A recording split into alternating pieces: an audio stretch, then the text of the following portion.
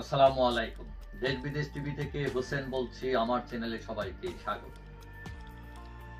মোদি ইউনূসের বৈঠকের পর সবাই আশা করেছিলেন যে একটা ভালো রেজাল্ট আসবে এবং অনেকেই ভাবছিলেন যে সমস্যা মিটে গেছে, নতুনভাবে শুরু হবে।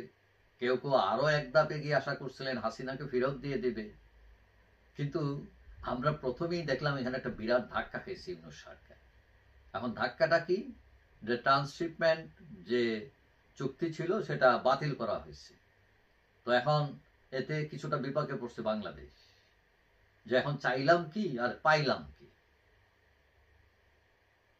এখন এর আগে ইউনূস এবং মোদি বৈঠকের পর ইউনূসের প্রেস সচিব শফিকুল আলম বলছিলেন যে বৈঠক সফল হয়েছে। কিন্তু কি সফল হয়েছে এটার নমুনা তো আমরা কয়েকদিনের মধ্যে পেয়ে গেলাম।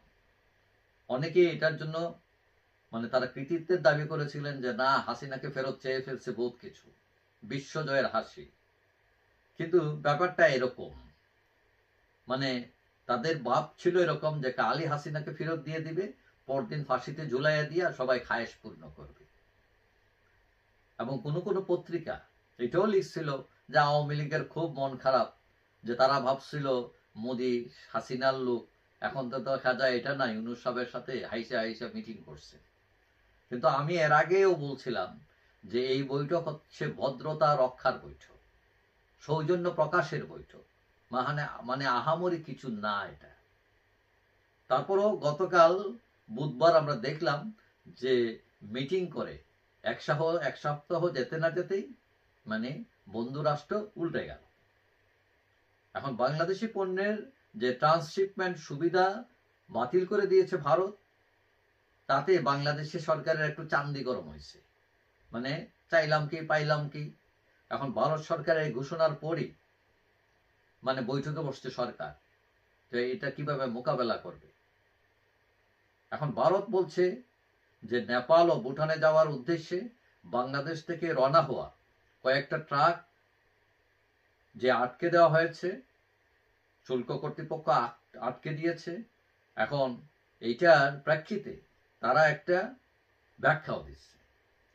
তো এখানে কিছু আশার বাণী আছে, সেটা হলো ভারত বলছে যে ভারতীয় কোনো বন্দর বিমানবন্দর ব্যবহার করে বাংলাদেশি পণ্য তৃতীয় দেশে পাঠানোর ক্ষেত্রে শিপমেন্ট সুবিধা আর মিলবে না।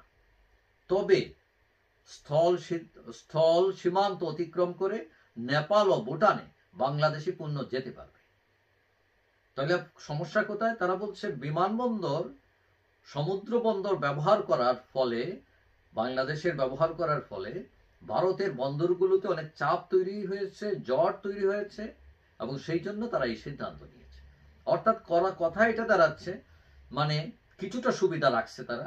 নেপাল বাংলাদেশের পণ্য ভারত হয়ে নেপাল বা ভুটান যেতে পারবে, তাতে সমস্যা নাই। কিন্তু ওই যে উড়োজাহাজ হয়ে বা জল বা স্থলবন্দর হয়ে মালামাল আপনি পরিবহন করবেন বাংলাদেশে, এইটা তারা বন্ধ করে দিয়েছে।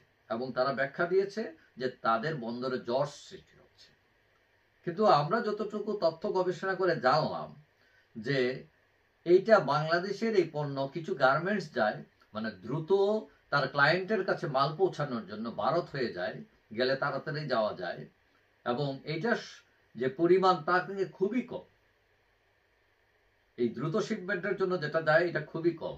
কিন্তু ভারত বলতেছে যে জট তৈরি হচ্ছে, অনেক মাল যাচ্ছে। তাহলে এখানে মিলতেছে না, তথ্যপত্র মিলতেছে না।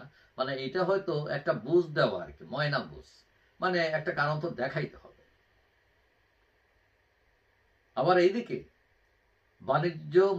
বাণিজ্য উপদেষ্টা বলতেছেন যে বাংলাদেশের অর্থনীতিতে এটা খুব একটা প্রভাব পড়বে না।